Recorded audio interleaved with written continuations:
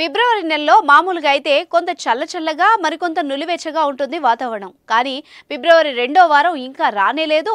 అప్పుడే భానుడు భగ్గు అంటున్నాడు. గడిచిన 2-3 రోజుల నుంచి 36 డిగ్రీల వరకు ఉష్ణోగ్రతలు నమోదవుతున్నాయి. చలికాలం కంప్లీట్ అవ్వడానికి ఇంకా నెల రోజుల సమయం ఉన్నప్పటికీ వాతావరణం మాత్రం వేడిగా మారుతోంది. అయితే ఇందుకు తగిన జాగ్రత్తలు తీసుకోకపోతే ప్రమాదం అని హెచ్చరిస్తున్నారు నిపుణులు. సిఎంఆర్ ఫ్యామిలీ మాల్ ఇప్పుడు మన కేపీహెచ్బీలో ఫిబ్రవరి 10వ తేదీన ప్రముఖ నటి శ్రీలీల గారిచే ఘన ప్రారంభం.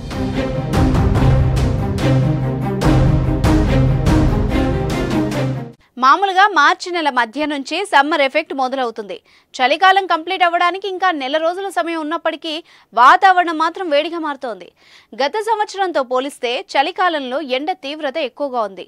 ఈ ఫిబ్రవరి చివరి నుంచి వేసవికాలం మొదలవుతుందని వాతావరణ శాఖ అంచనా వేస్తోంది. అంతేకాదు గతంలో కంటే ఎండ ప్రభావం ఈ వేసవిలో ఎక్కువగా ఉండనుందని అంటున్నారు నిపుణులు. ముఖ్యంగా గత 2-3 రోజుల నుంచి 36 డిగ్రీల వరకు ఉష్ణోగ్రతలు నమోదవుతున్నాయి. ఒక్కసారిగా మారిన వాతావరణంతో ప్రజలు ఇబ్బందులు పడుతున్నారు. రిపేర్లో ఉన్న ఫ్యాన్లు, కూలర్లు బాగు చేయిస్తున్నారు. అంతేకాదు వాతావరణ శాఖ ముందస్తుగా తగిన ఏర్పాట్లు చేసుకోమంటూ కొన్ని హెచ్చరికలను జారీ చేసింది. ఈ ఏడాది ఎండలు బాబోయ్ అనేలా ఉంటాయని అంటోంది వాతావరణ శాఖ.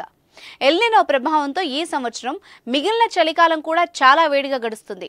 గత సంవత్సరంతో పోలిస్తే చలికాలంలో ఎండ తీవ్రత ఎక్కువగా ఉంది. అయితే దీనంతటికీ కారణం వాతావరణంలో ఏర్పడిన ఎల్నినో ఎఫెక్ట్ అని అంటున్నారు నిపుణులు.